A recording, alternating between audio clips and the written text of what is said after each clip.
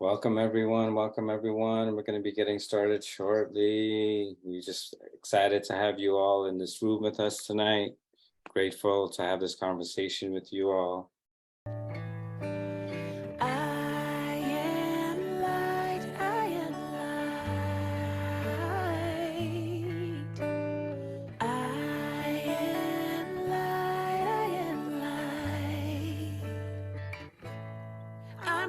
Mistakes that I have made, or any of the things that caused me pain. I am not the pieces of the dream I left behind. I am light. I am light. I am light.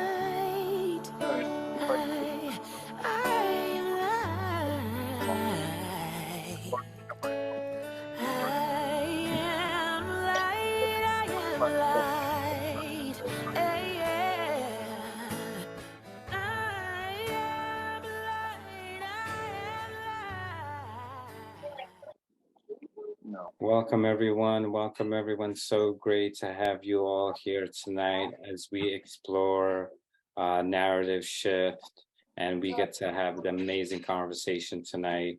We have some special guests already in the room. We're going to start tonight by sharing a little, sharing the trailer of the film Holy Fire for folks who haven't gotten a chance to experience this film. It's an amazing film. And hopefully you all have had a chance to check it out, because we have the director here, we have some friends here, and we have one of the main characters here of the film as well to talk. So let me share the trailer real quick, and then we'll start. Two guys asked me to pick up something from the bottom shelf. And when I stood up, the guy had a .25 automatic. Puts it to my head. Someone outside called the cops. 4 terrorists had been surprised inside the store on Friday afternoon. No, they didn't know who we were. Holy crap, 12 hostages inside a sporting goods store loaded with firearms. We opened the door. There were cops everywhere. That's when things went haywire. The perps certainly had evil intent. Kill the hostages, go out in the blaze of glory. We didn't want to go out in the blaze of glory. Well, if you're gonna execute me, and I got all these guns in it, what do you think I'm gonna do? I'm gonna defend myself. All my life, police was killing black people. I know for a fact that cops aren't racist. We never discriminated against anybody. A story of violence inside a sporting goods store in Brooklyn. Botched robbery, killed a police officer. I don't think that they believed they could get out alive. Bullets was flying all over the store. They wanted blood. I was terrified. We're through. Cops usually wind up overreacting. Kill them all. No. I believe in talking. Harvey Schlossberg. He didn't look like a cop. He didn't act like a cop. But he had his PhD in psychology. I believe police can influence people without bullying. The most difficult thing in the world to change is a culture. Now we're going to talk to these individuals. It was revolutionary. This is the birthplace of hostage negotiation. You're looking to find that key that opens that guy's head. My mother? Do anything you can to make a conversation. You must get them to talk. We're trying to figure out a way to end this thing. The crowd got out of hand. You might have a massacre on your hands. Nobody really knows what the next move is going to be. Just give me a reason to kill you. Oh my God. Everything is under control. I want him out alive.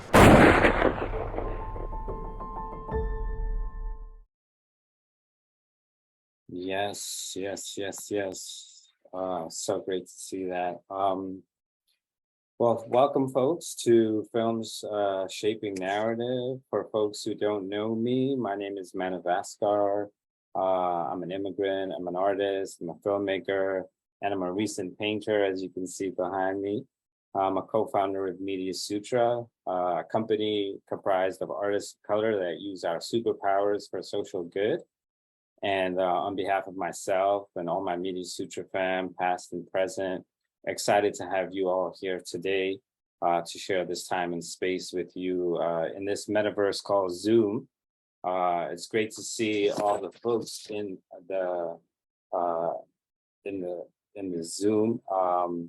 And I just want to shout out, I see Cassie, I see Jenny, let's see who else, there's a bunch of other folks here. Excited to see you all. You know, one of the things, the reason why we started to have this series and we called it Film Shaping Narrative is because today, you know, this idea of narrative shift is kind of an emerging field. Many of us are still trying to figure it out. Some of us are practitioners trying to embed it in our work. Some of us are thinking about how to engage our organizations in this work. And for some of us, this is new. This is new work. You know, it's a new field to grow and learn in. And whether we can admit it or not, you know, we're all being shaped by narratives, not only from the present, current day, but from the past. You know, today we're here to reflect, you know, on a nonfiction film called Hold Your Fire. And it's a story. It's and stories are crucial. They're a crucial part of narrative because narrative shift is about challenging our collective understanding around issues and ideas, challenging our assumptions, whether it be about race, immigration, gender, you know, schools, prisons, or many other issues. And what better way for us to deconstruct these narratives than with a story like Hold Your Fire that raises so many questions for us to think about and converse about. And, you know, as I think about this conversation and this idea of a community dialogue, you know, we can't fear conversations, right? Because there's a narrative of fear, right? And this narrative of fear is a big one. It's powerful because it kind of moves us to not see each other and not see our humanity, which is something that Hold Your Fire, the film, profoundly challenges, right? And as a filmmaker, as someone who's a practitioner of narrative shift in my stories, I know narrative shift cannot happen in isolation. But for us to truly build new narratives and challenge longstanding ones, we must do it in community. We must do it together. And that's why we're here tonight. You know, tonight is an invitation into our fullest selves, even the parts of us that are most difficult to bring into the space of relation because of fear, because of shame, because of guilt. Let tonight be a journey to see the divisions that have influenced us and how we can mend what has been broken. So with that, I will move on to our conversation tonight. And so the format of how we're going to flow tonight is kind of like a fishbowl, right? It's going to start off with me and Stefan. We're gonna have a couple questions back and forth, and then we're gonna slowly bring other folks in the fishbowl. And we want to bring the audience into the fishbowl too with your questions and your thoughts and your ideas. But we have a poll that we're gonna launch really quickly. I want to get a sense of who's in the room, you know. So this poll is really this poll. Let's get it up. This poll is just to kind of see who's in the room, and so I'm going to launch it right now while I bring out my my friend, my colleague, you know, someone who's really, you know, inspired me in my filmmaking journey. You know, I say he's a good dude, not because he's a good filmmaker, but he's actually a good person. And, you know, when I thought about like, how do we talk about narratives, how do we talk about hard things, you know, I felt like Stefan Forbes would be the perfect person to begin this series with. So I wanted to bring into the fishbowl my friend, Mr. Stefan Forbes. Can you join us, sir? And I would ask for all the Zoom participants to put your screen on speaker mode so that you're able to see the Zoom beauty of spotlighting.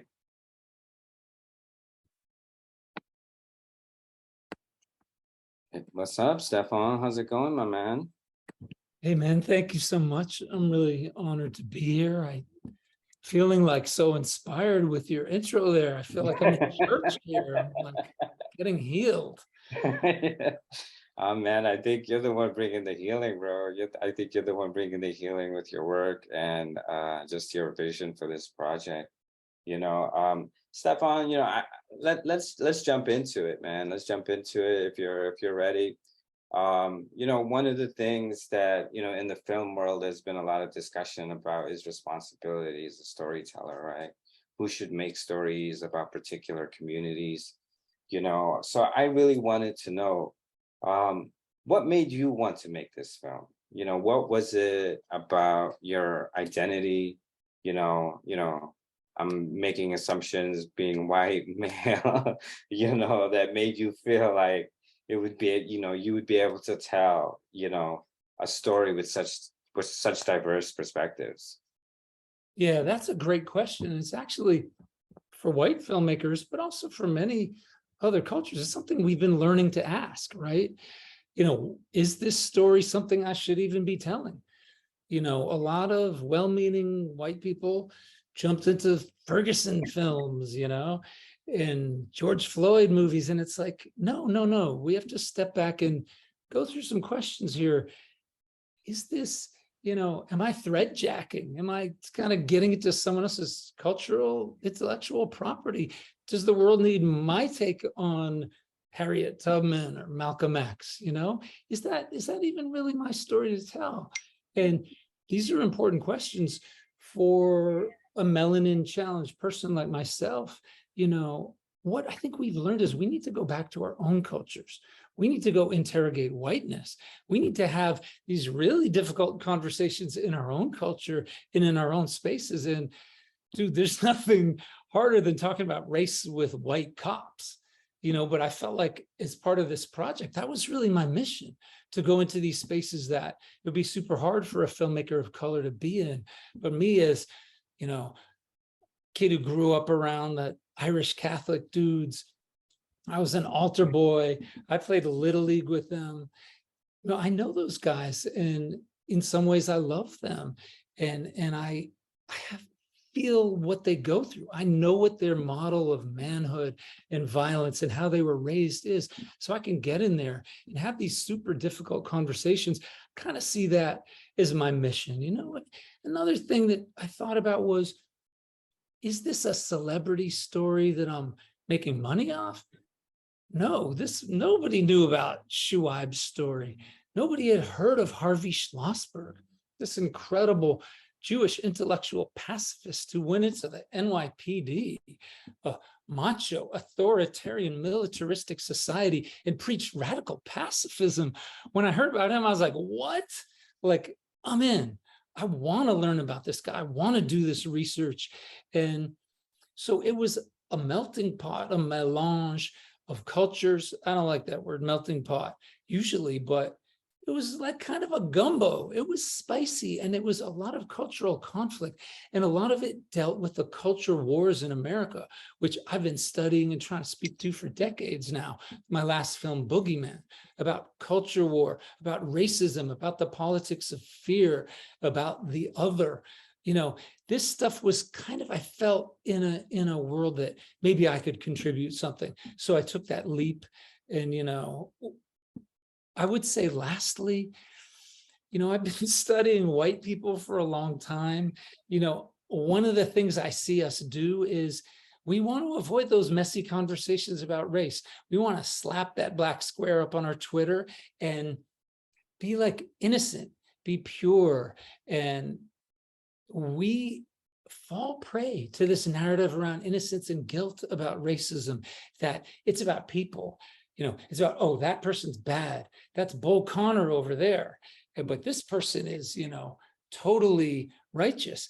These are false narratives that actually prevent us from putting the blame on the racist structures that we were raised in, and the racism that infects all of us through growing up in the society. So I didn't want to have these simplistic conversations. Part of our whole goal in talking to my crew of people at Third Settlements and me and Fab were to make a messy conversation, a nuanced conversation that would really challenge white people to be like, damn, what's going on here?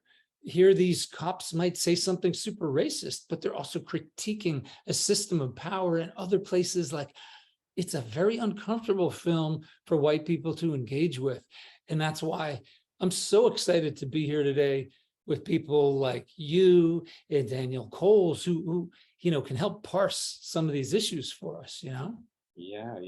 I mean, dude, personally, I would be scared to like make a film with cops. Like just my experience, just who I am, and I'm like, I consider myself a sensitive, like down to earth dude, but it would still strike a little bit of fear in me, and you mentioned like dominant narratives and that idea. And since we're having this conversation about narrative, I was curious, when you were making this film, did the idea of like narrative shift, was it present for you? I mean, I think about your style of filmmaking, right? It's very provocative, right?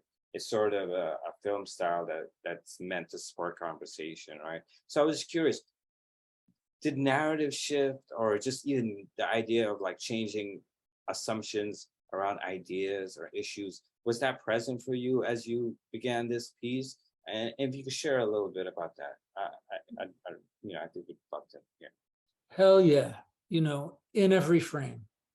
And, I come out of this social media, social justice work, going back 3 decades now. I've worked with a lot of nonprofits, consulting and doing work for them, groups like City Year or the Posse Foundation or the Food Bank for New York City, doing awareness campaigns. I'm working with a group called College Track now. So I do a lot of advocacy work about shifting views and getting facts out there and challenging narratives.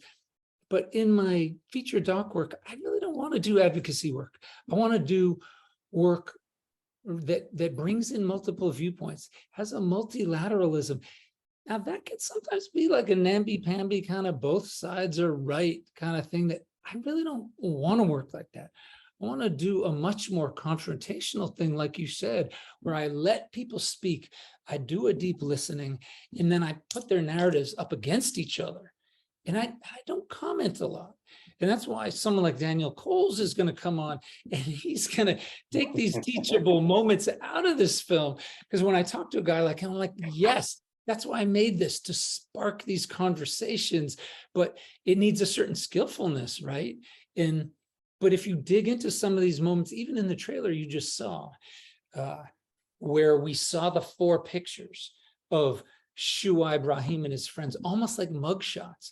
And the narrator referred to them as terrorists. And then very intentionally, I put Shu'aib on there going, no, they didn't know who we were. They jumped to conclusions. So I'm doing these narrative shifts all the way through it. And, hopefully that adds to this challenging of the narrative around policing, around who these guys were, why they were in there, what they were doing, and ultimately, did they even do the crime that they'd been pilloried for in the media?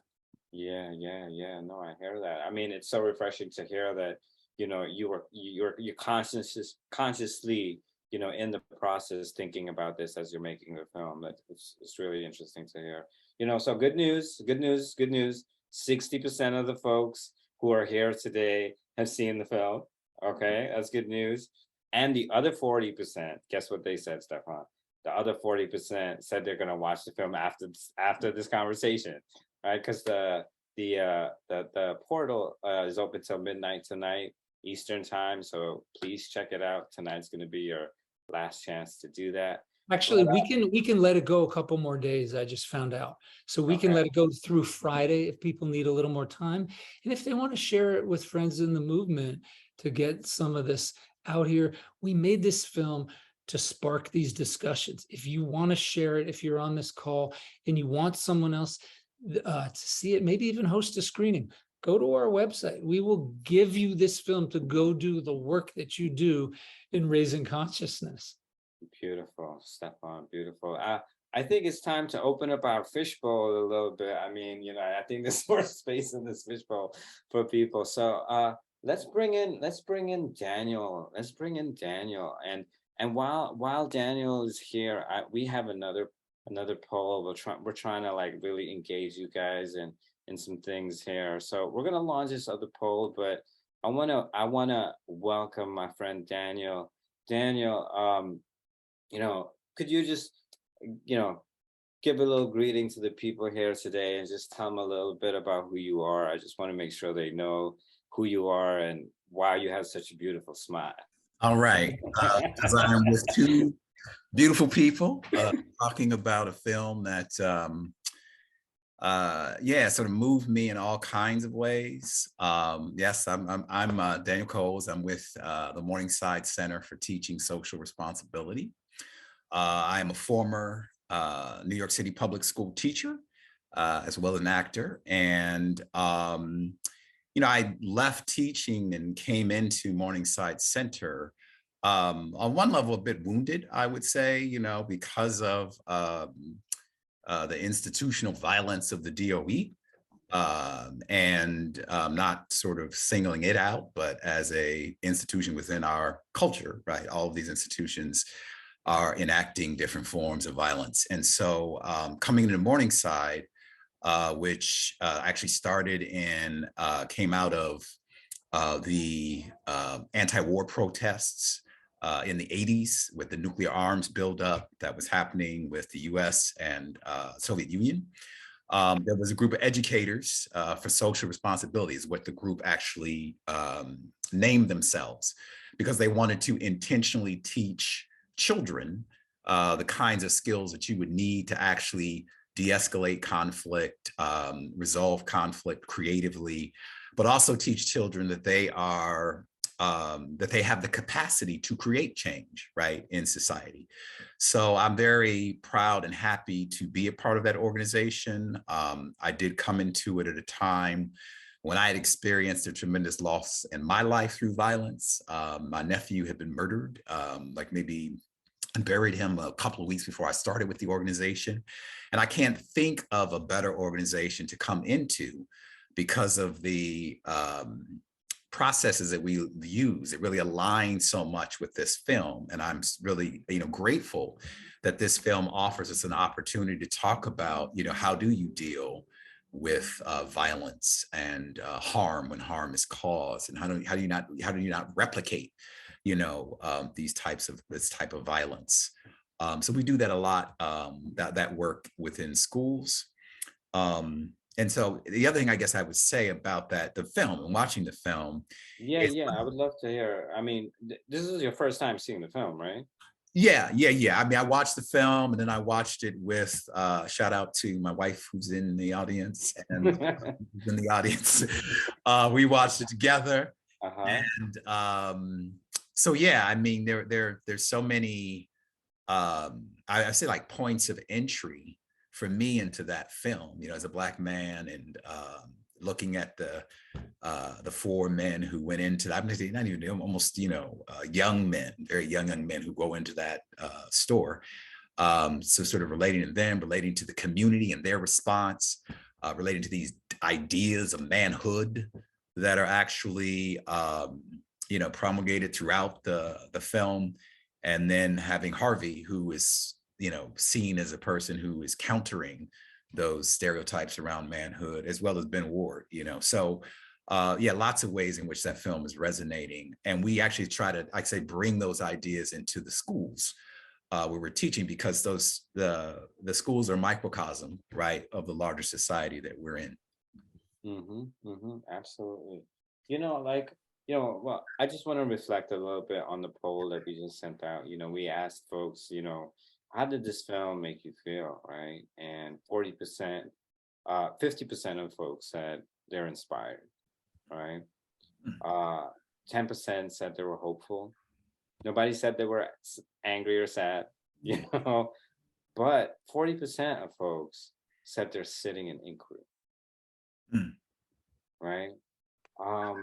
So my question is to you, Daniel, as you sit in your work and you experience this film, like, what are the points of this film that really made you kind of sit in inquiry, sit in you know, like sit in just kind of understanding your work is very much connected to, you know, some of the work that we saw in this film around, you know, healing trauma, you know, restoring, you know, restoring back.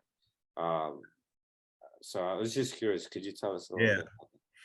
Well, I think there were several key moments. One moment that really had me thinking a lot about what we do and how do you interrupt narratives that, you know, we've been born into. I had shared this quote about James Baldwin, right? And he was talking about the sort of social construction, you know, of manhood, and a conversation with Nikki Giovanni. And he said, you know, given the fact that the standards of civilization into which you were born are first outside of you, by the time you get to be a man, they are inside of you. And this is not susceptible to any kind of judgment, right? And so, you know, I was thinking a lot about the moment in the film, you know, two of the moments where I think Al Baker is talking about, he's just heard, you know, Shu'aib talk about, you know, his sort of transformation, or his, you know, sort of coming to terms with the impact of all the actions that, you know, spun out of the robbery, and really grappling with that, you know, and coming to sort of understanding, realization, and the harm that he caused, sort of walking through, right, all of these people, you know, throughout his life, but also particularly at that moment. And then, you know, Al's response is that, you know, well, God can forgive him, but, you know, I can't, you know, I think that he should have been tried and, you know, put to death. And I was thinking a lot about like how he could hear this sort of testimony, right? This sort of, you know, story, this human story, you know, about to really sort of, you know, really try an accountability, really being accountable, right, for this harm, to the best that you can do while being locked up, right? Because we have a whole other process that we use where you actually are face to face with people, right, that you've harmed. But he's doing that, and yet, you know, Al cannot release himself, right? He's trapped in this pain, you know, he's trapped in this grief, you know, he's trapped in this loss, as was the partner, you know, of the officer who was killed. And they have no way of processing, right, that sort of metabolizing that injury and that hurt. And, you know, the idea is like, you know, how do we create communities of care? How do we hold space, you know, where people can process that, you know, why, you know, how do we teach even from an early age, you know, it's like, you know, the idea is that as human beings, right, that to be human is to suffer, right? Then how are we teaching, you know, and learning, you know, like what do I do with my suffering? You know, how collect, you know, not just individually, but, you know, collectively, right? Community, how do we handle suffering? How do we handle grief? How do we handle loss? And in a society, we have, you know, lost many of the practices that we've had that actually, you know, gave people, you know, care and support and understanding in terms of those feelings. So that was one thing. And I think, as I'm mentioning, you know, Shu'aib's journey, right, when he talks about, you know, what he has to reckon with, that so connects with everything, like, you know, mindset shift, right? How do we get people to understand that, you know, putting someone behind bars for 7 years, or putting Dawood behind bars for 46 years, right? It really does nothing, when I say does nothing, to address the pain that I think it's Alice Buckner, you know, the daughter, I think is her name, Alice, the first name. Alice, yeah, and her mom, Fani. Yeah, and her mom, right? They're, you know, they get no kind of attention, care, support, restoration, repair. Like, how do you? So those are the questions, right? That we ask and we try to deal with in our work. But as I was sort of watching that and experiencing that story, wondering like, how do we shift this understanding, right? That there are other ways, right, of addressing, right, those kinds of harms, where people can begin to heal and begin to feel more whole, that you actually are seen, that you actually are heard. And there's a collective, response to that we have a collective responsibility, to care for each other, when these kinds of things, happen. Oh, you're on mute. I'm on mute, yeah. That reminds me of like something Harvey says in the film, right? He says, all the pressures, all the same anxieties that affect criminal also affect cop, right? We have to reduce the anxiety to get them out of a state, get them out of the panic state, right? And he talks a lot about, he talks about dynamic inactivity, let the emotions wind down, right? And I just find that so fascinating, about like being able to like see both perspectives of and this is something that, Stefan, you intentionally are working to creating that dynamic, understanding of both perspectives, right? I don't know if you can speak to that a little bit. Oh yeah, man, for sure. And I mean, the most amazing thing about Daniel Coles is like the first thing he ever said about the movie was, we were talking the other day, he's like, wow, Al Baker's in a lot of pain, huh? And as a man of color, to even see that about this cop who's expressing hostility and this sense of a very punitive, vengeance-based justice against people of color, I was like, that's the first person who's ever even said that or seen that about Al Baker. And it was amazing to me. Obviously, it's because of the work he does, but it's so easy for us as a society, like I was saying before, to just point the finger at bad people, like, you're racist, it's you. That lets the system off the hook. It lets the way we're socialized off the hook. We are victims of the man code. Okay, we're taught we need to win interactions. We need to dominate. We can never show vulnerability. We need to be fluent in the language of violence, of inflicting harm and accepting it. What do we say when we praise a football player? Yeah, that guy can really take a beating.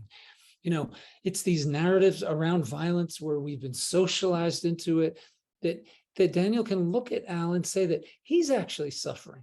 And people are looking now at these deaths of despair and white people feeling no meaning in their life. And you can have all the Proud Boys and the Oath Keepers you want. That's really not going to make you any happier.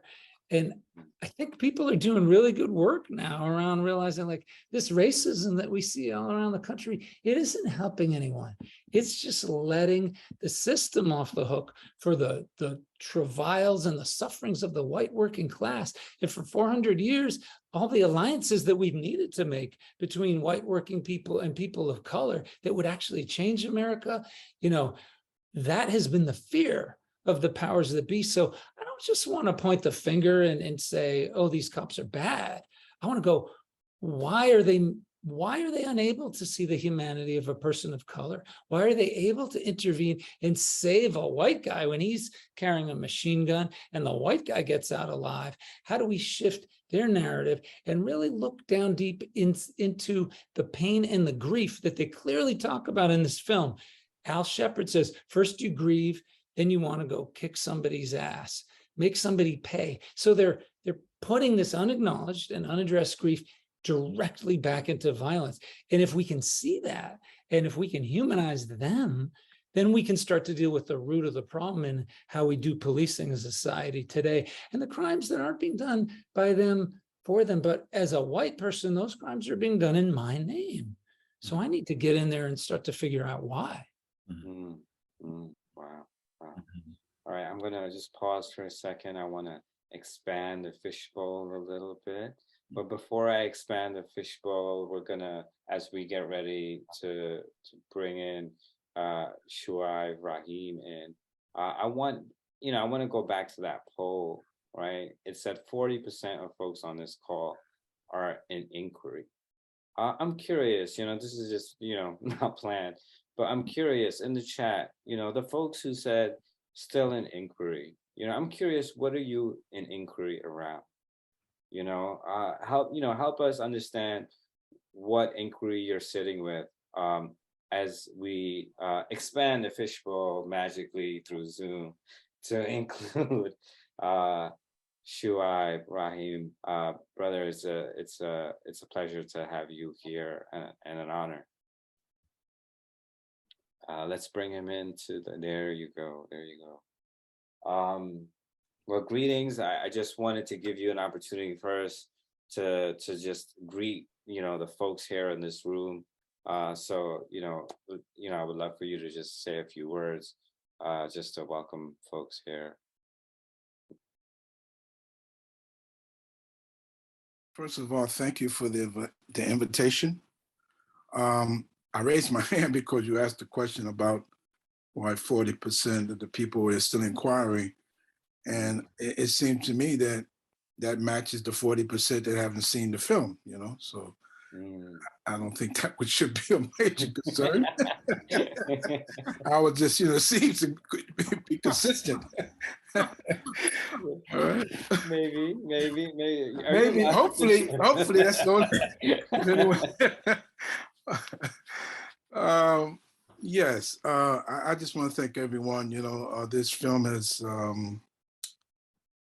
really changed my life in a lot of ways. It's, while it's illustrative to you who've watched it, it was very, 'cause I didn't get to see the whole thing till it was done. Not even clips. Stefan kept it away from me, even though he would talk about some things, but he never really let me see it until it was just about ready to be released. And it blew me away. First time I seen the other people who had been impacted and heard their voices, seen their faces, really understood their pain.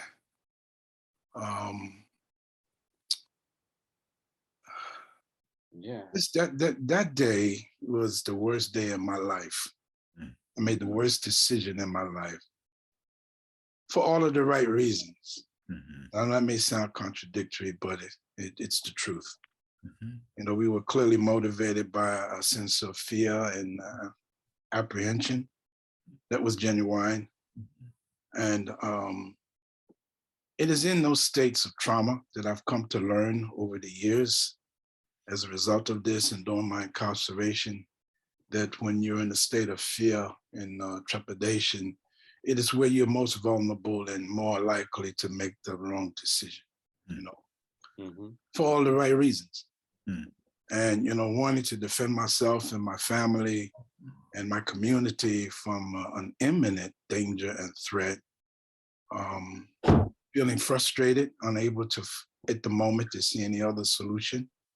I followed that path of toxic masculinity that Stefan referenced and as much has been said about in the beginning. And unfortunately, that is a path that way too many people take. I was very, very pleased and satisfied with the final result of the film, and that, it can serve as an instrument and a teaching a tool for those who are in trauma, and they can see what could happen, what could go wrong, and the tragic effects that an impact it will have on those who really didn't do you any harm. And so I'm grateful that came out clearly. Was I affected by what I heard? Absolutely. Did I empathize with Al Baker? Absolutely. Just like you. I could see he was conflicted. His humanity showed through in amazing ways, even though he made some less than humane statements early on. But that goes to show the complexity of a human being, the forces that are pulling on him. I was shocked to hear him even show any degree of empathy towards me. and the things that I was doing inside before I came home, and of course since I've been home. And so yes, all of that moved me. To hearing what happened to Bonnie Buckner, oh my God, that just, even now, I even just think about it, I get chills, because, I came to know her even though she was terrified of me and my presence, but I understood that she was very much afraid, and I, really tried to help her the best I could under the circumstances, but to know that she never really recovered, that she was even pregnant at the time, she had a miscarriage. Oh man, that wiped me out. Yeah, that moment in the film was like, it was just so like profound to see you react to that moment. It seemed like that was the first time that you learned that. I don't know if that was true or not, but it felt like it was the first time that you learned that. And someone in the chat, Amir says, my inquiry, man, Homo lupus, a wolf, a predator, how do we change its nature? All right. And I think about you, Shu'aib, and as someone who has lived through as much as you have, what can you share about changing that nature of man, that tendency, and I'm assuming, Amir, you're asking about, toxic masculinity, those kinds of things. And but like, you were touched on it, Brother Raheem. So like, if you can give us a little bit from your experience of like, how do we change that? How do we change that nature? Everything begins with education and knowledge. During my time in prison, I was reflecting on myself, analyzing myself, reflecting on my past, all the things that had happened to me when I was a child, things beyond my control, the pathway that I took, not just in this incident, but other things, relationships, even being not showing up in a positive or supportive way. I began to understand why it happened. But I was in prison surrounded by men drowning in testosterone all around me. There was very little estrogen in the atmosphere. And so you got this machismo, cultural, mores all around me. But I was in a position of leadership. I was in the position of authority. I'd been elected as the spiritual leader, the imam of a Muslim community, in a very, very dangerous place where life and death can hinge on a look, a misspoken word, an accidental bump or nudge in the hallway, or just simply because somebody just don't like you, And I've seen men kill other men in those environments. I've seen acts of violence, man, that would chill anyone's blood here and give you chills down your spine. If I was to describe it, and I won't, I'll spare you that. And so in that environment, trying to hold on to my humanity, I was really, some people think it was unfortunate, but I ended up in segregation for various periods of time. And the most peaceful time I had in it was when I was in the box in segregation. I was by myself. I was able to think, I was able to study, I was able to meditate, fast, and work out, and and write letters, and really not worry about someone running up on me in the middle of the night because I was in there by myself. And during those reflective moments is when I had my spiritual awakening. And it was, I began to grow from there. And I began to reflect that, not intentionally, I'm just being myself, that other men around me, because of the position that I held, were looking up to me. I don't know why, because at the time I said, I'm just trying to get through the day, man. I'm not trying to be nobody's hero or guru. I'm just trying to, get through the moment without hurting anyone or letting anyone hurt me, And I began to realize there were other men around me also struggling with these really negative images and models of masculinity. And they saw my reaction, or actually like Harvey Salzberg. And again, I didn't know who he was either until Stefan introduced me to him. and to see and hear his voice for the first time on film, that this was the man behind the scene on the other outside making these great interventions. I had no idea that this man it had impacted my life the way he did. So, but me inside, I was following along the same path about de-escalation, trying to keep men from fighting each other, killing each other, wanting to hurt each other, getting men into dialogue, to solve problems, and it was something that I guess it was natural for me to do it simply because I was working on myself. I didn't like the person that I had became. I didn't like what had happened to my life because of my reaction. It's just thinking, not even thinking, just reacting, and realizing in prison that could get you killed in very quickly in there because they got people running around. They on the edge. If you come in there, you on the edge too. It's just a matter of time before you end up in a bag on your way out the gate.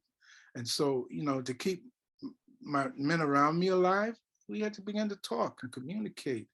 Education is the beginning. Education is the root. Get them to understand what has happened to them, how it has affected them. Why our masculinity is the way it is. Why we think that being a man means that you got to be the toughest, the roughest, the most dangerous. Why do we think like that? And we question those things. So it took me a while to, again, my own self-reflection, and then to model it to others around me. And again, it wasn't a conscious mind. I'm just being myself. I'm not trying to be the tough guy, the rough guy, top of the heap, And I found out that over the years, I had a great number of people that I had influenced who were outside of the community. People would come to me, want to walk the yards with me, just want to unload on me about trauma, wanted my advice about things, spiritual advice.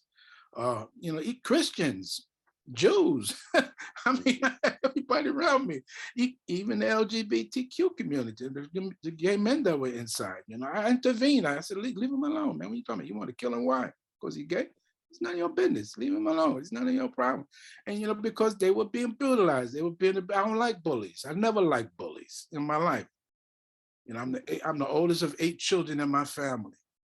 So I have spent most of my life protecting my younger brothers and sisters. And one of my brothers was gay. I liked the way he was being treated. I like nobody calling him the F word. He come home with black eyes. I go out and fight people, man, twice myself. I got beat up too. I lost quite a few fights. I remember every one of them that I lost, but I won most of them, just enough for people to leave him alone. But and so I carry that with me inside. I don't like bullies. I don't think it's right for anybody, man, to just attack someone or want to hurt someone simply because you don't like them because of the way they live. And so I took a position that wasn't popular, and it turned into a position that other people respected amongst themselves, and changed some of the culture, especially in the prisons where I was there, where we made a difference. We stopped a lot of unnecessary violence. Not all of it, some of it is just, it happens spontaneously. But if we hear it's about to happen, we would intervene. Go talk to this one. Let me see if I can speak to that one. And again, de-escalation. These are the principles that Harvey Saltzman spoke about in the film. And I didn't know him. Yeah. But yet we drank from the same spring, the same well. We had the same spirit. And I didn't realize that until after I saw this film. I said, wow, I agree with him. I think it's really interesting that it's, on the screen right now is 4 men, talking about masculinity, talking about, being vulnerable about that. And it's actually a space where I don't, I have these conversations, but, it's not too often I get to explore this, with other men, in this, that have this vast amount of knowledge. One of the things that, came up to me that within the film was this use of language, right?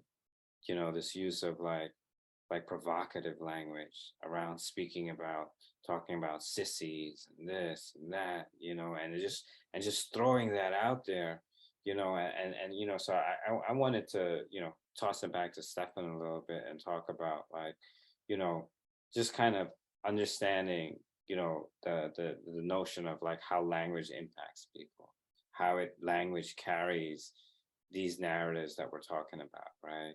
and how it impacts people too. I don't know if you want to share a little bit about that, Stefan. Yeah, I mean, they say things like, yeah, the commissioner had no balls, he was a panty waist. One of the cops describes Harvey as fruity, which is a code word for being gay. So you see that just by being a man who didn't engage in violence and had a whole different framework, he was otherized. He was demasculinized. And, that's just a lot of the work that people are doing now, and that we really hope they can use this film in their work. If you really look at some of the stuff that Daniel was saying as well, I mean, he sees through this phony narrative of masculinity and punitive violence. We've often spoke about how Fonny was so ill-served by our punitive criminal justice system. What people don't always see is how cops are ill-served by that, and how the Gilroy family was ill-served. I mean, that family was really hit hard by grief. It manifested in a lot of negative ways, and they were told a lot of things about these four men, about Brother Raheem, that he would come and kill them if he got out of prison. The Patrolmen's Benevolent Union controls the whole narrative around the parole system. And so even people like Jerry Riccio, the store owner, when I finally interviewed him, I was shocked that he really didn't bear any ill will towards Shu'aib, because everything I saw in the press was about, how he told them to bathe because they were going to Allah. And I asked him about that, and he was like, well, I don't know if he meant that he was going to kill us or that the cops were going to kill us. I don't know. I was like, what? Because in the New York Post, that was considered a death threat.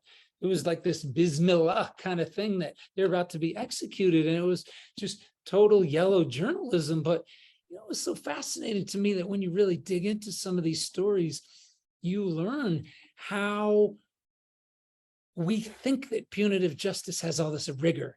People did a crime, they got to do the time.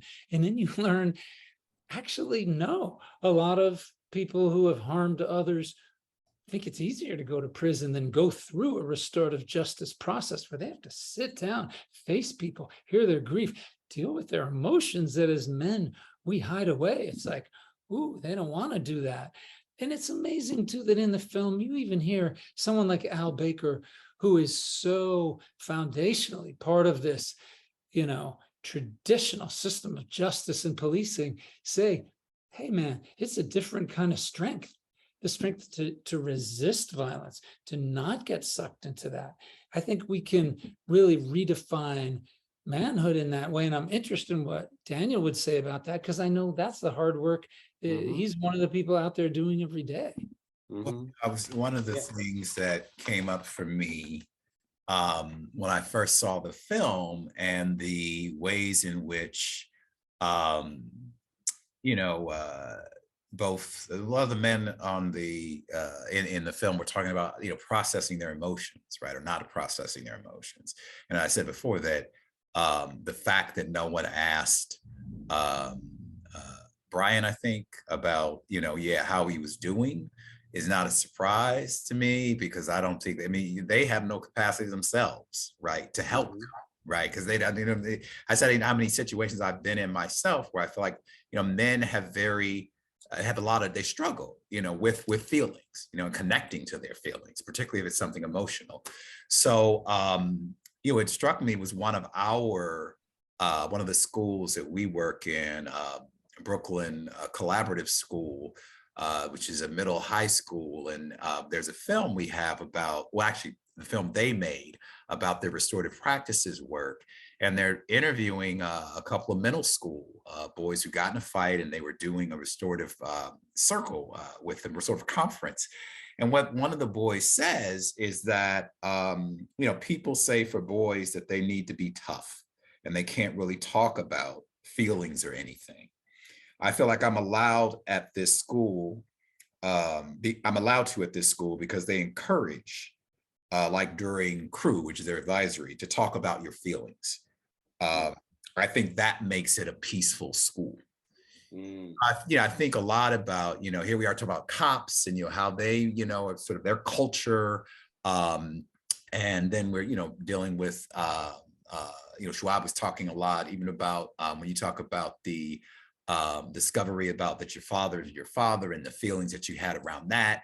But again, there's like, what do you do with that emotion that gets bottled up and it turns into all of these self-harming things or self-harming behaviors? Something I know I've experienced in my own life, because again, it's not being allowed to actually feel the feelings that you feel, like the sadness, the loss, the grief, right? The fear, you talk about the fear, I think, in the film that you feel. But when you have programs that intentionally teach skills to children to understand what they're feeling, to name what they're feeling, to, where they get validation and affirmation around what they're feeling and their right to feel those things without judgment and othering, then you have a whole different way of interacting and relating, to yourself and to other people, right? That doesn't come out oftentimes in these forms of violence in other ways, right?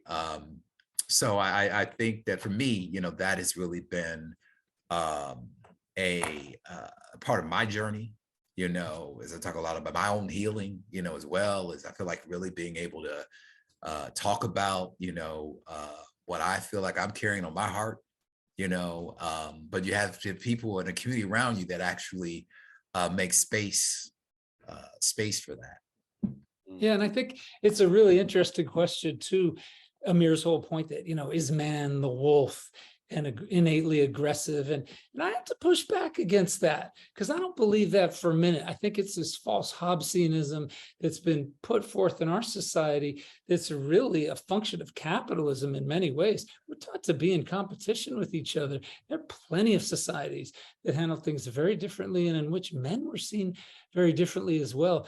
And I once asked Noam Chomsky about this. We were doing an interview. I was like, Noam, like, are we violent? Is it the system? Is it innate? And he told this little story about they had a boxing class in his school when he was a kid. And he said him and his friends were like these little peaceniks, but they put him in a ring and they put boxing gloves on these little boys. And he said, we tried to like beat the crap out of each other. We went nuts because it was the setting that they were placed in and that what the rules they were taught. And that was really amazing to me to hear. I've never forgotten that story because I don't believe we're innately evil. And I know a lot of caring, emotionally, really intelligent men who have networks of support. Sometimes they're actually men of color more than white guys that seem to have that sensitivity that I think we all need as a society, which is surprising because that's not the narrative that, again, we're told in the media. Yeah. I want to invite our audience members here to throw some questions at us. This is your chance to ask some questions to Daniel, Brother Raheem, Stefan, anything that you're, questions around the film, questions around anything that we've talked about so far. And while we're waiting for some questions to come in, I'm going to drop another poll. Hold on.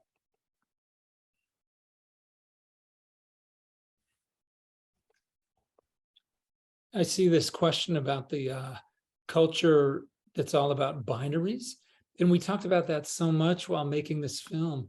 This binary good and evil narrative that you hear throughout the film, actually, cops saying the bad guys.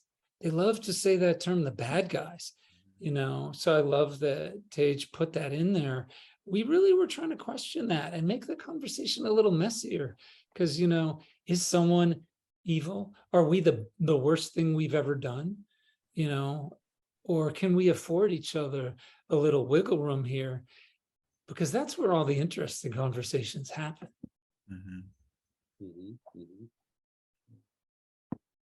That question about the nature, like that's our nature. I was thinking like, what we practice, what we are taught to practice. I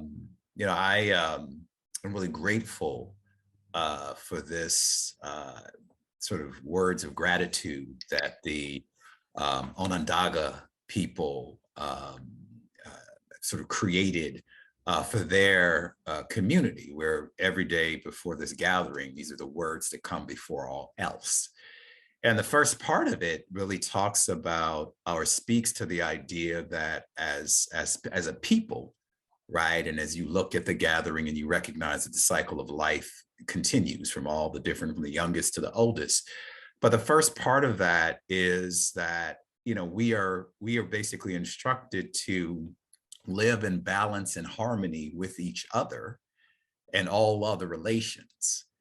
And I just think about like that practice, like you start your gatherings with that practice and that idea, that view, you know, and so it flies to me. It flies against this idea that somehow our nature is to be predatory in some way, and that through this practice, right, you're shifting the narrative. You know, your narrative is something very different, right, about how we are to be in relationship to each other and the rest of the world. I'm glad you raised the topic of restorative justice, because that is where my real transformation, well, they're all transform. It's another level, let's put it like this: transform here, transform there. But when I was introduced to restorative justice in 1998, 99, I was part of a group inside of Shu'aib, which is the New York State maxi prison, where all of the so-called gang leaders and mob guys, real guys, you know, made guys, everybody is put in this one prison, which is a maxi environment. And there, you know, I was tasked with the responsibility of starting a program on restorative justice. I didn't know anything about it.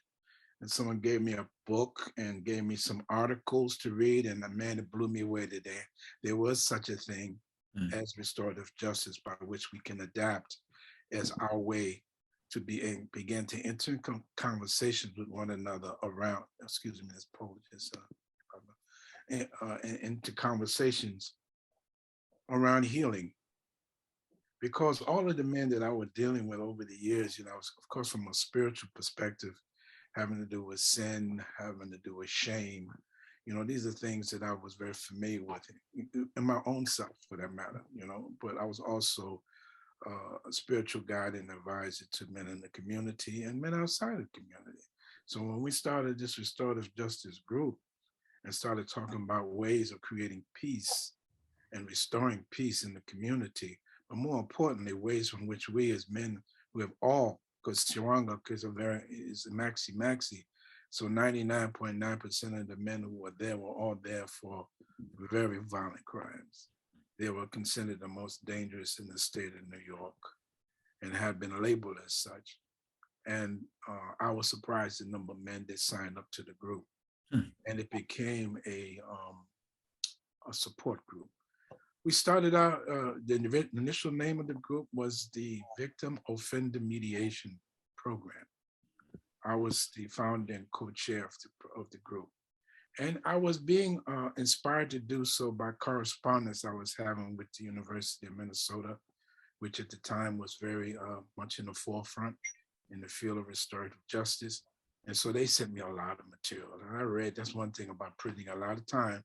So I read like, you know, several books. I'll say, I don't want to brag about it, but it's at least 40 or 50 different books around restorative justice practices.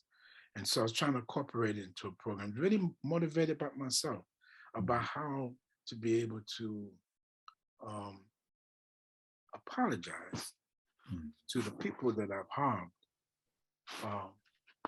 I mean, we all at some point honestly wanted to have some sense of closure and forgiveness, but forgiveness it's a burden on another party. To me, just the act of apologizing and saying, telling the person, offering yourself and making yourself open and available to victims and survivors of violent crimes.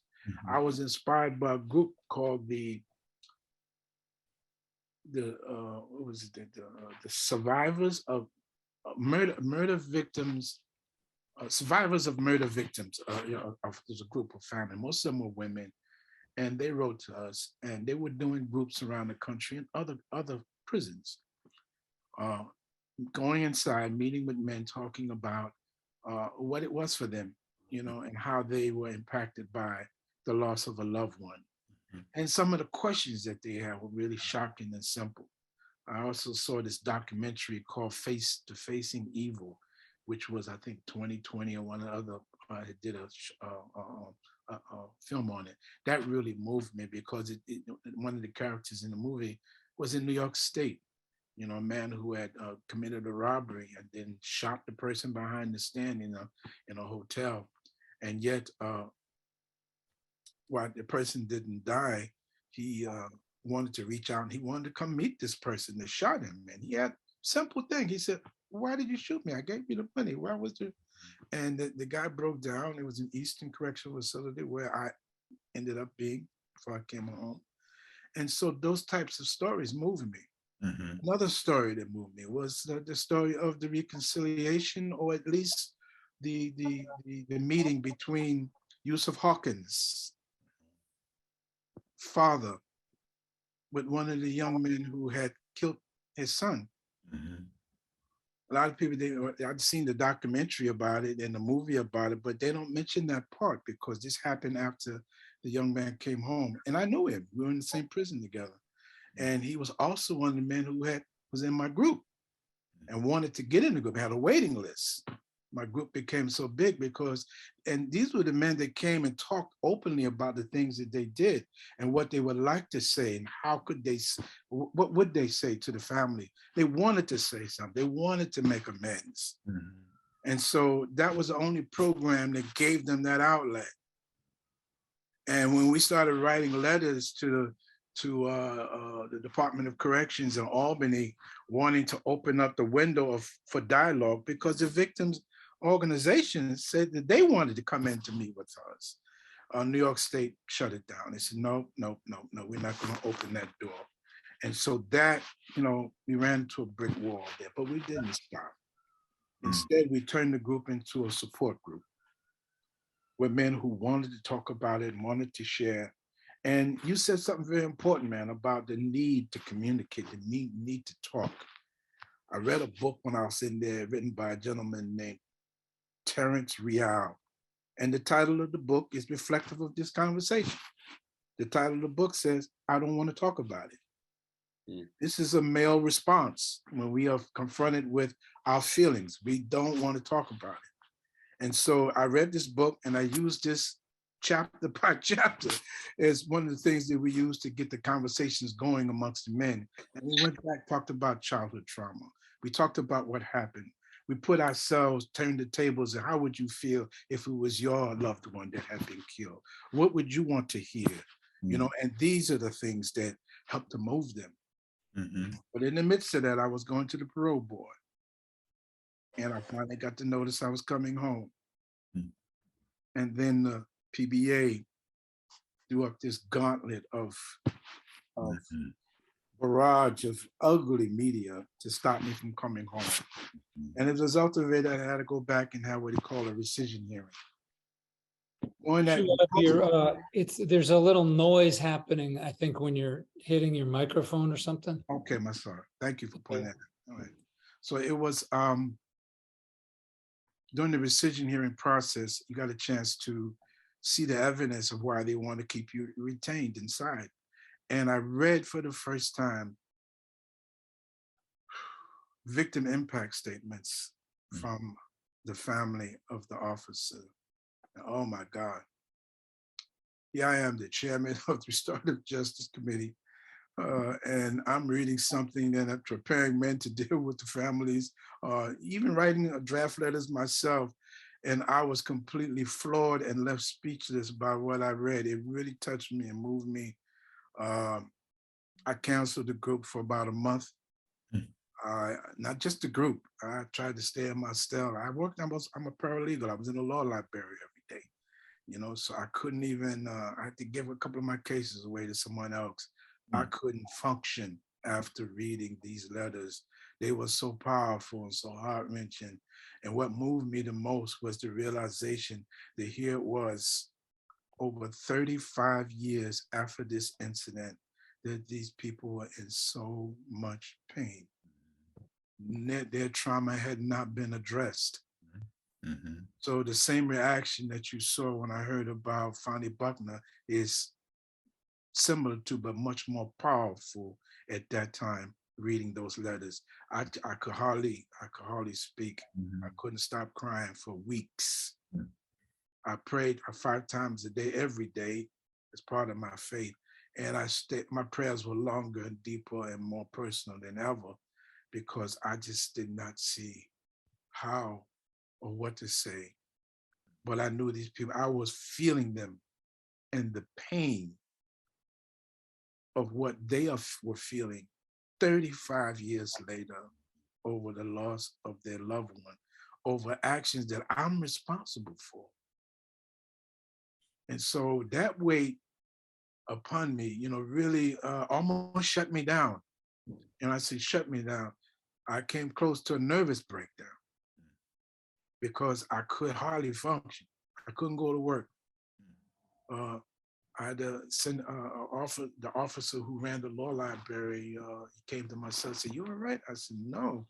But I couldn't tell him why, because I couldn't share these documents. And I had to prepare for this hearing that was coming up, which we postponed, really because I had no idea the harm that I had caused, the depth of it. And neither did any other men and women who are incarcerated. They never really heard these voices. There's no conversation. Crime is a personal act against another person. Violence affects a human being and those connected to that human being. Restorative justice has as its root the stakeholders, which is the harm party, the person who caused the harm, and the community from which it took place. It's a three-legged stool. But here we have a system that didn't allow this process of healing to really take place. Healing can only take place with a conversation. It's Harvey Schlossberg said, everything can be resolved with a conversation. But if there's no conversation, people get locked into these corners, locked into their emotions, and some people never really recover. And so I eventually snapped out of it. The guys would come to me and say, "Yo, man, we need the group, man. What's the matter with you, man? We need you. Wake up." You know, putting pressure on me to come out of myself. And so I had to fight through my own emotions. And day by day, I got a little stronger, but more determined than ever, man, to find a way to make this happen. I wrote more letters to Albany. And then when they finally decided to stick with the decision to let me come home, that was an inspiration for all of the men that I left behind, because they knew me. They knew who I was as a person. They knew about these very deep, personal, and confidential conversations we had in the group and the ones I had with men individually, things that I have to carry with me to my grave, about the things that they've done and why they did it or how they did it. And their details, I don't want to, I can never share them, because that's part of being a spiritual leader. You have to carry these stories with you, you know? But nonetheless, I know there are a lot of men inside that want to make amends. And to my surprise, a lot of them are home now. And they're reaching out to me, and we are building a community out here. And all of them are working in these fields around restorative justice, like I am. All of them are working in the fields as interrupters in the community, utilizing the cure model, violence interrupters. You know, so they're doing this work all because we came to the point where we began to talk about what we were feeling and how Brother Raheem, we're running a little short on time, but I can keep listening to you and your story. And I just want to say that this idea of not being defined by like one mistake you've made in your life, but like, you know, speaking generally, you know, about being defined by one mistake. And a lot of people who are incarcerated, you know, they've made one, maybe more than one, but like they've made a mistake, but they're not, you know, I see as an example of not being defined by that. And I see that there's so much impact that you still hold on to, you know, because of that mistake. And that's real, you know, but I also want to lift up, you know, how much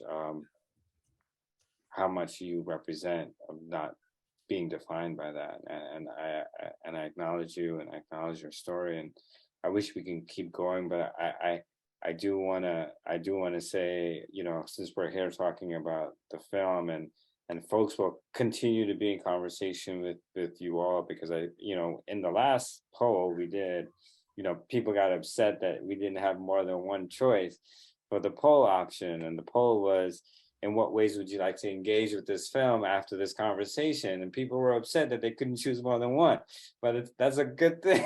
That's a good thing, the way I see it, because you know, so folks are interested in hosting community screenings. Folks are interested in learning about restorative justice work. They want to learn about narrative shift. They want to support and make sure de-escalation training is mandatory for each police officer. And they want to tell a friend or a colleague about this film, right? So, you know, I want to just point folks to Hold Your Fire film.com if you're interested in organizing a screening. You know, I think both of these folks here, Daniel from Morningside Center, Mr. Raheem from many organizations that, you know, he represents, you know, and Stefan would love to be in collaboration and conversation with you all. I mean, I think, you know, this conversation for me, you know, we're talking about narrative shift, but we're also becoming that, right? We're sort of embodying what it means to break the cycles of not being able to talk about these things, you know, and you know, I wish that more films and more opportunities are there for us to have these kinds of conversations. But I will, I'm just looking at the chat. Hold on, more than one. I want to give a big shout out to Stefan. Oh, you want to? What I was gonna do, Brother Raheem, I was gonna give everyone, all four of us, one last short comment before we close. But I just wanted to read a couple of the chats. I just wanted to bring them up. Lena Hayes says, "More than a mistake, Brother Raheem, you are healing, redemptive, and love. Thank you." So I just wanted to hold that up and speak that. Brian Stevens, each one of us is more than the worst thing we've ever done. And Mr. Raheem shows that each of us is actually even much more than any action, and we need each other to realize that. Thank you. Davian, grateful for this dialogue. Thank you, Davian. Her heart is full and tender. Beautiful. Someone privately chatted me. I won't reveal their name, but they wanted me to share this with the fishbowl. They said, my direct work is not in this domain, and I cannot see today where this experience will affect my life, but I know fully that I have been deeply impacted. I am changed because of this conversation. Thank you. So I will give each of you amazing fellas a quick minute to close this out. We're, you know, a little over our time, but it's all good, you know. So let's start with Daniel. Daniel, you're, you know. I am just so grateful for being here and being a part of this conversation. For each of you, I feel like I'm changed. I'm changed because of film. I'm changed because of meeting you, Brother Shu'aib. And it's great for you, Manny, you know, for bringing us together and supporting this work in this way. And that idea of really, how do we use these narratives to support what we're doing, you know, out here, and the change we want to see, the shifts we want to make. And I just want to point up that idea of, you know, of one, you know, it's about us keeping each other safe. You know, this idea of policing and, you know, relying on the police to provide safety. There's a difference between safety and security. And we see that in the school systems now, is right. These, you know, the idea is bringing in more safety agents, and you know, we want to shift this idea that we're actually, you know, it is the community in the school that is what will keep or ensure safety in a sense. So that's, you know, one thing I really want to, yeah, just to stress. I really appreciate you talking about the idea of those who we were centering the people who've been harmed. It's so important, and our system does not do that. You know, it's the rule that's broken, and then the punishment that's meted out. But the people who are harmed are left, you know, with the grief and the loss and the confusion and the questions. You know, that is something that, you know, we really need to understand and work for their healing. So thank you. Floor is open, fellas. Well, I just want to thank everyone for being here. You know, as we get this film out into the world and we have conversations around it, you know, I'm really inspired by Shu'aib's journey. And he talks in the film about walking back through your decisions, even the tough things, even your mistakes, that reckoning with things you did that you're not proud of. And as a man, we're socialized into violence. You know, that path that he walks, I didn't realize for a long time while I was making this film, that path is actually what white America needs to do with our own history of violence. We need to look back at where we've been as a country clearly. We're not some easy little black square on the Twitter. We need to walk back through that pain and acknowledge it and recognize it before we can ever begin to heal it. And that's exciting work. I think we've seen countries like South Africa with the, you know, the Truth and Reconciliation Commission. They've done it. There's no reason why we can't do it. That's the work that we're called to be a part of here. And it's interesting when we see someone who's been demonized so much in our society and called a cop killer, you know, and put in the media as this person who shouldn't even have a voice. Now we see, actually, wait, Brother Raheem is treading a path that the rest of our society can actually learn from. I really love that, because we talk about shifting narratives. That flips a narrative on its head. And as we get out there and do that work, I hope we can all be part of realizing that this restorative justice thing holds the key to America, into our future. And the fear that's guiding us right now, the sense that violence is looming in our future after January 6th, and that we can't escape it because people feel unheard and they feel that they're in danger in their white values or being challenged, and they're you know, going back to this reflexive gun culture and this American manhood and John Wayne-esque violence that we talk about in the movie that's been dogging us for 400 years. I feel very privileged to be part of being able to change that narrative, which we need to do right now more than ever. So thank you to everyone for being part of this. Thank you. Brother Raheem, you close us out. Yes, I just wanted to share some of the work that I'm doing now since I've been home.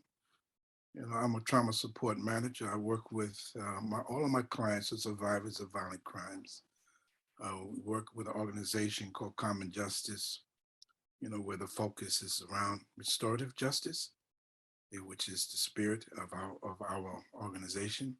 So I work with the harmed parties. You know, we actually have done circles around some of the most violent crimes, from assault all the way up to attempt murder, which is where I really think the real hard work of restorative justice needs to be done in those fields. You know, not that it doesn't apply in other areas, but I'm working with that group. And I've also had the privilege of also doing groups in schools. And I just did one last night virtually but a group of girls, 9 young girls, only 16 to 18 years old. Very interesting. It was a trauma education. And wow, I've done groups with young boys too, young men. But this group with the young girls really opened my eyes. I've done several with them. This is the third group. They asked me to come back. Why? I don't know. Well, I do know now because they told me they don't have fathers at home. And so they look up to me, and I'm able to talk to them and relate to some of the things and the trauma that they've gone through in their lives. And so it's been very inspiring. Last night was the first of a series of 6 groups that we've been running. And so I'm still doing this work, and I'm working with a younger population. I'm working with people who have never actually committed a violent crime, but are living in trauma. Our communities of color are war zones. And these young children walk around with PTSD. They hear gunshots. They have to step over chalk lines of bodies in the street. They've seen death all around them, close and far away. It's in the music. It's everywhere. And these young people, man, are traumatized. But to be able to engage them in conversation, get them to start talking about it now, will prevent the likelihood that they would take a violent act going forward. So the work continues. La luta continua. The struggle continues. Thank you. And I want to shout out Amir Sultani. I see your name. I know you're one of the consultants. I never met you yet. But I'm looking forward to meeting you soon. Okay, God willing. Thank you. And thank you for everyone else for listening. Yes, no, thank you. Thank you all 3 of you and everyone that's part of this conversation. I really appreciate having this space with you. I just want to do a quick reminder, holdyourfirefilm.com. Go there, you'll be able to sign up for, be able to hold your own community screening, engage with Stefan and his team. I also want to thank everyone for coming, and everyone here. We invite you for the next, in this 2-part series, we're going to be talking with Kevin Shaw, the director of a film called Let the Little Light Shine, which is a story of an organizing victory for public schools in Chicago, which is a beautiful story. So I look forward to seeing you guys on the 25th. We'll be, getting in that on social. But if you enjoyed this one, come back for that one.